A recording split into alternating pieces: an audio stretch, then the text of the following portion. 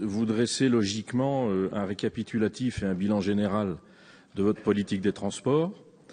Concernant le ferroviaire, sa lecture peut être opérée selon deux axes différents. Le premier axe de lecture consiste à analyser simplement les tableaux et comparer les chiffres. Alors, vu sous cet angle, il ressort une politique régionale des transports d'apparence plutôt cohérente, voire parfois volontariste, une stratégie de renouvellement du matériel roulant audacieuse, une prise en compte sociale réelle, avec par exemple la compensation régionale des tarifications TER, une volonté d'innovation dans l'intermodalité et les services communs avec le développement du POSI, de JV Malin, Pégase, Carto-Pégase et autres, une apparente préoccupation du problème des territoires avec les interventions à parité avec l'État sur le plan d'urgence de sauvegarde des lignes ferroviaires, etc. Mais si l'on élargit le focus, il y a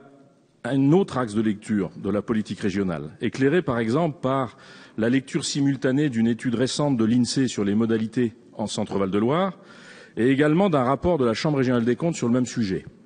On ne peut pas ici entrer dans le détail pour des raisons de temps et je le regrette, car ces analyses mettent en lumière des distorsions de fond de votre stratégie qui nuancent l'enthousiasme de forme systématique de vos comptes rendus. Je ne prendrai que deux exemples concrets parlants. Le premier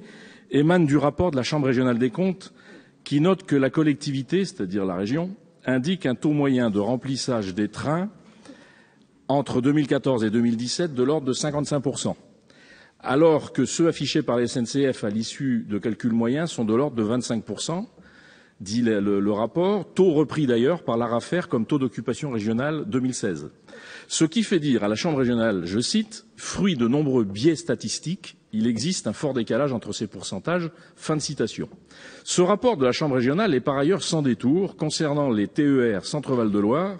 la fréquentation globale est en nette baisse depuis 2012 et selon ces calculs, en 2017, la perte d'attractivité de l'offre ferroviaire est par conséquent avérée. Ce sont ces mots.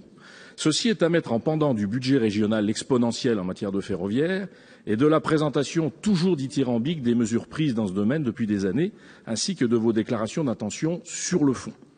Le deuxième exemple émane d'une étude récente de l'INSEE sur les mobilités en Centre-Val de Loire et dont les chiffres sont sans équivoque. Cette étude démontre que, dans le même temps, non seulement l'utilisation de la voiture reste l'unique moyen de transport pour 89% des gens qui vont au travail, mais que l'utilisation de l'automobile à cet usage augmente ces dernières années en Centre-Val de Loire. Pire, augmente presque 2 fois plus dans les espaces où la densité de transport en commun est plus importante qu'ailleurs. Ce qui effondre, au moins jusqu'à présent, la thèse de l'efficacité de votre politique sur l'évolution modale des transports vers le transport en commun, annoncée dans vos déclarations d'intention en début de mandat. En conclusion, si personne ne remet en cause la sincérité de vos intentions, les chiffres parlent et la réalité montre que peu des grandes perspectives de vos politiques sont finalement atteintes, car définitivement plombées, contraintes à l'ajustement périphérique de quelques curseurs budgétaires et administratifs par vos choix idéologiques globaux depuis des années, à savoir la métropolisation à outrance, 72% des emplois sont désormais concentrés dans les grandes zones urbaines,